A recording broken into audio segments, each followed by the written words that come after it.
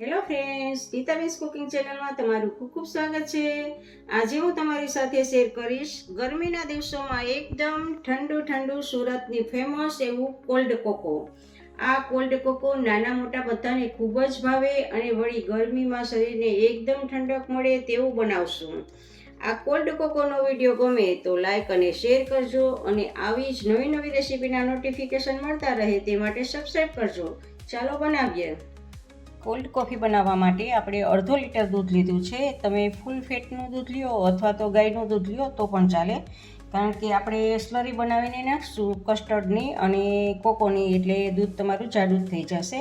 તો હવે એમાંથી આપણે થોડુંક દૂધ આપણે અલગ કરવાનું છે સ્લરી બનાવવા માટે।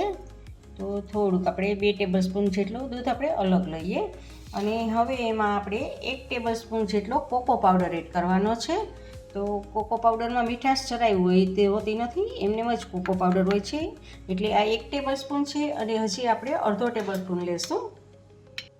અડધો ટેબલ સ્પૂન એટલે ટોટલ આપણે 1.5 ટેબલ સ્પૂન આપણે કોકો પાવડર લીધો છે અને તેટલો જ સામે આપણે વેનીલા કસ્ટર્ડ લેવાનો છે। તમે વેનીલા કસ્ટર્ડની જગ્યાએ કોર્નફ્લોર પણ લઈ શકો છો। આપણે એક્ઝેક્ટ માપથી લેવાનું છે, એટલે 1.5 ટેબલ સ્પૂન આપણે વેનીલા કસ્ટર્ડ લેશું। તો માપ તમારે રાખવું એક્ઝેક્ટ સરખું રાખવું જોઈએ। તો આ 1.5 ટેબલ સ્પૂન છે। હવે આપણે એને સારી રીતે મિક્સ કરી દેવાનું છે, હલાવી લેવાનું છે। જો આમ સારી રીતે આપણે આને હલાવી લેશું। તો આપણે જો આ કોકોની આપણે સ્લરી બનાવી લીધી છે, કસ્ટર્ડ અને કોકો બંને ભેગા કરી દૂધમાં અને આપણી આ સ્લરી બની ગઈ છે। આવી રીતે બનાવવાથી તમારે લમ્સ નહીં પડે, આને દૂધમાં ભેળવશો ત્યારે લમ્સ નહીં પડે, કારણ કે આમાં જ એકદમ મિક્સ થઈ ગઈ હોય છે। હવે આપણે ગેસ સ્ટાર્ટ કરીને એની ઉપર દૂધને ગરમ કરવા મૂકવાનું છે। ફૂલ ગેસ ઉપર જ આપણે દૂધને ગરમ થવા દેવાનું છે। આપણું દૂધ ગરમ થાય છે અને એક ઉફાણું આવે એટલે આપણે ગેસને લો કરી દેવાનો છે। તો સાવ ગેસને આપણે લો કરેલો છે અને હવે આપણે એમાં જે સ્લરી બનાવેલી હતી એ ધીમે ધીમે એમાં એડ કરવાની છે અને ચમચો સાથે ફેરવતું જવાનું છે। તો આવી રીતે બધી જ સ્લરીને આપણે આમાં એડ કરી દેવાની છે અને સતત આમને ફેરવવાનો છે અને થોડુંક આ મિશ્રણમાં લઈ અને એને પણ પાછું આમાં લઈ લેવાનું છે આપણે। તો આવી રીતે આમ લઈ લેશું આપણે। જો બધી જ સ્લરી આમાં આપણે એડ કરી દીધી છે અને આને લો ગેસ ઉપર જ આપણે કૂક થવા દેવાની છે સ્લરીને। અને હવે આપણે એમાં 4 ટેબલ સ્પૂન આપણે ખાંડ એડ કરશું। તો આ 4 ટેબલ સ્પૂન આપણે ખાંડ એડ કરેલી છે અને સાથે ખાંડને પણ ઓગાળશું અને ચમચો સતત હલાવતા જ રહેવાનું છે, જેથી કરીને નીચે બેસી ના જાય। અને આપણી સ્લરીને 2 થી 3 મિનિટ માટે આવી રીતે આમ ગેસ ઉપર લો ગેસ ઉપર જ આપણે આને કૂક થવા દેવાની છે, પકવવાની છે। તો આવી રીતે ચમચો હલાવતા રહેવાનું છે અને 2-3 મિનિટ થવા દેવાની છે। હવે આપણે 3 મિનિટ થઈ ગઈ છે, તો ગેસને આપણે ઓફ કરી દઈએ અને આપણું એકદમ જો સ્લરી છે એકદમ જાડી થઈ ગઈ છે। ચમચાની પાછળ આવી રીતે આમ કોટ થઈ જાય, ચમચાને આગળ પાછળ, એટલે આપણી સ્લરી બની ગઈ છે। જુઓ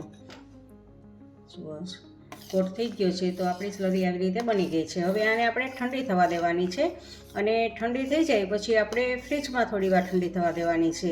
અને જો આને તમે અગાઉથી રેડી કરી અને ફ્રીજમાં રાખ્યું હોય તો સીધું સર્વ કરતાં કંઈ વાર લાગતી નથી, ફટાફટ બની જાય છે।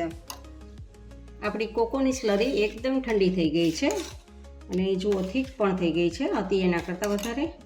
તો હવે આપણે આને સર્વિંગ કરશું। 2 ગ્લાસ લીધા છે અને હવે એમાં આપણે બરફનો ભૂકો એડ કરવાનો છે। એમાં બંનેમાં આપણે બરફ નાખશું।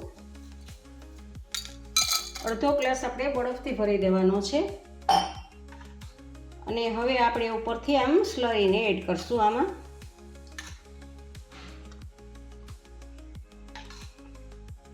અડધો ગ્લાસ બરફનો હોય છે તો અડધો ગ્લાસ આપણે સ્લરીનો હોય છે। તો તમારા ગ્લાસ જેવડા હોય છે એ પ્રમાણે તમારે લેવાનું હોય છે સ્લરી।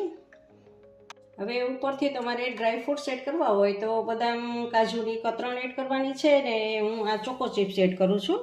તો ઉપરથી ચોકો ચિપ્સ અને ચોકલેટના નાના નાના કટકા કરીને એ તમારે એડ કરવા હોય તો એ પણ તમે એડ કરી શકો છો।